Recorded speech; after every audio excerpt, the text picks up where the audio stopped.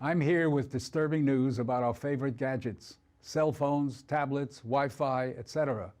Putting it bluntly, they are damaging the living cells in our bodies and killing many of us prematurely.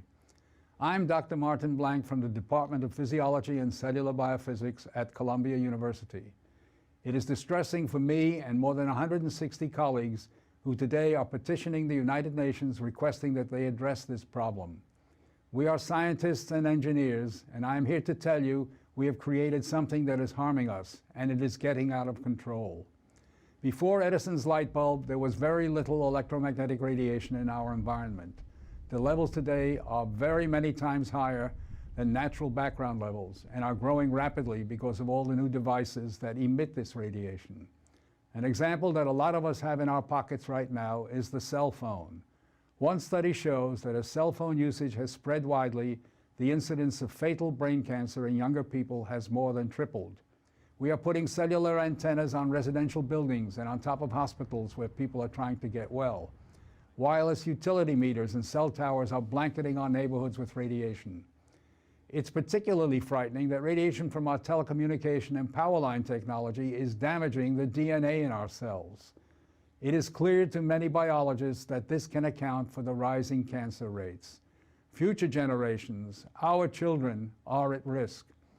These biologists and scientists are not being heard on the committees that set safety standards. The biological facts are being ignored, and as a result, the safety limits are much too high. They are not protective. More protection will probably result from full disclosure of possible conflicts of interest between regulators and industry.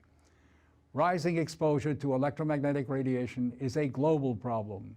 The World Health Organization and international standard-setting bodies are not acting to protect the public's health and well-being.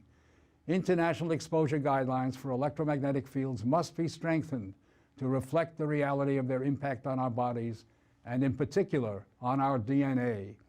Although we are still in the midst of a great technological transformation, the time to deal with the harmful biological and health effects is long overdue.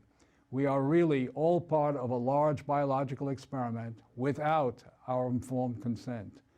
To protect our children, ourselves, and our ecosystem, we must reduce exposure by establishing more protective guidelines.